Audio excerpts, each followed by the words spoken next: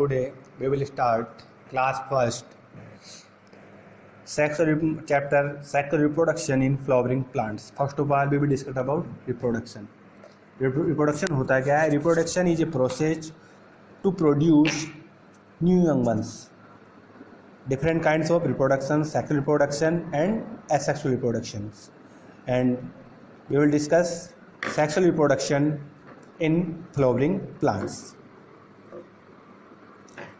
As we know, lucky that plant reproduce sexually, some plants reproduce asexually. बात चलिए इसमें sexual reproduction flowering plants. Flowering plant में sexual reproduction होता है. Then flower a fascinating organ of angiosperm. Human beings have had a intimate relationship with the flower since time immemorial. Flower are object as aesthetic ornamental, मतलब कि सुंदरता के लिए, social religions and culture values. Sometimes humans use the flowers for ornamental, social, religious and the culture value. They have always been used as symbol for conveying important human feelings such as love, affection, happiness, grief, mourning, etc. List at least 5 flowers of ornamental value that are commonly cultivated at the homes and in garden. Find out the name of the 5 flowers that are used in social and cultural celebration in your family.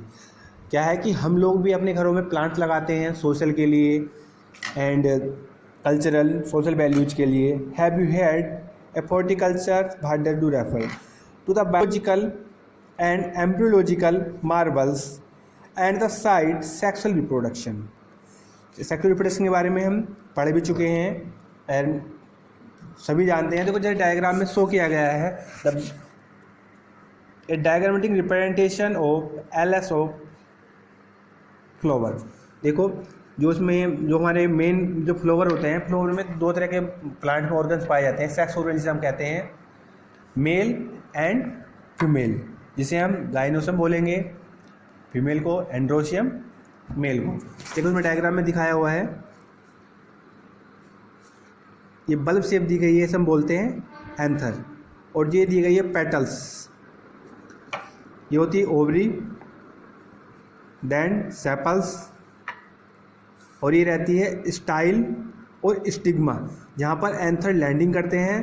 Then germinate on the stigma and enter to the ovary with the help of style. और इनका colour क्या रहता है? जो sepals रहती हैं, sepals का colour green रहता है. तो ये काम की ये होती हैं photosynthetic. Sometimes they are colourful. और जो हमारी दिखाई है पेटल्स, पेटल्स का जो वर्क रहता है to attract the insects for the pollination, कि मतलब इंसेक्ट को अट्रैक्ट करने के लिए. अगर इन सेपल्स का कलर ग्रीन होगा तो ये फोटोसिंथेटिक होंगी, अगर कलरफुल होंगी तो इनका काम क्या रहेगा? इनका काम भी attract to the insects. And then continue pre fertilization and structure and events. Much before the actual flower is seen on a plant, the decision that the plant it is going to flower has been take place. Several hormonal and structural changes are initiated which lead to the differentiation of further development of the floral primordium. Inflorescences are formed which bear floral buds, and then the flower in the flower the male and female reproductive structure androecium, जिसे मैंने आपको बताया था, androecium and the gynoecium differentiated and develop. You would recollected that androecium consist of a whole stamens representing the male reproductive organs and the gynoeciums represent the female reproductive organ. अब बात करेंगे हम male organs की. Anther, stamens, microsporangium and the pollen grains.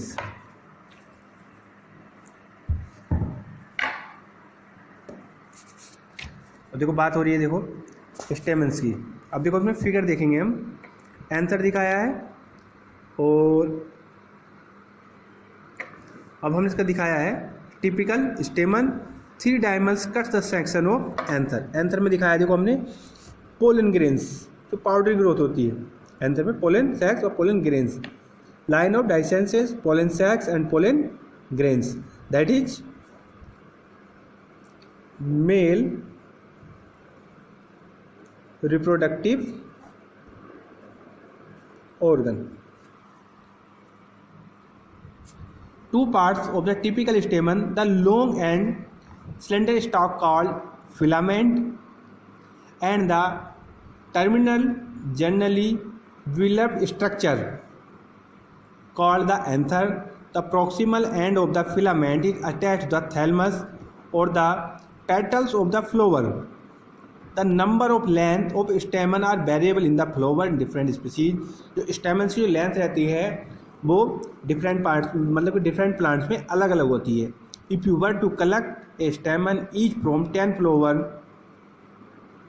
each from different species, and arrange them on a slide, you would be able to appreciate a large variation in size seen in the nature. Carefully observation of each stamen under the dissecting microscopes and the making the neat diagram would indicate the range in the shape and attachment anther in the different flowers.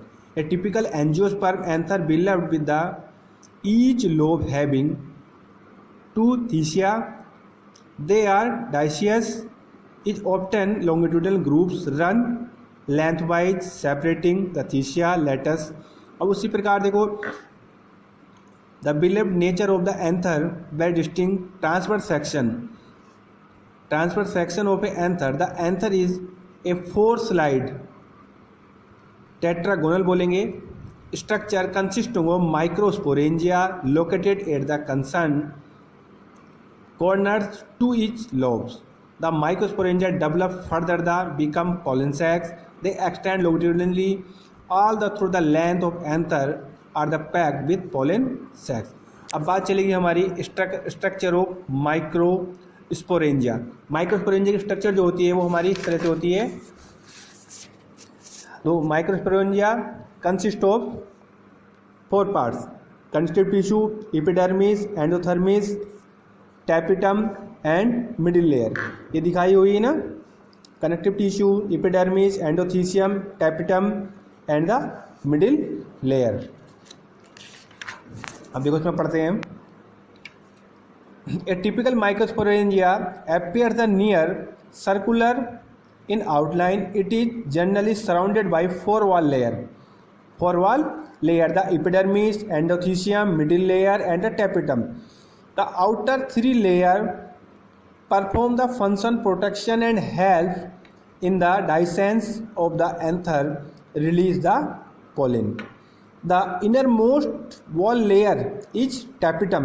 जो हमारी सबसे अंदर की layer होती है that is called tapetum. It is nourished at developing the pollen grain. Cells of the tapetum possess dense cytoplasm, generally have more than one nucleus. More than one nucleus. When the anther in young a group compactly arranged homogeneous cells called sporogenous tissue. Microsporogenesis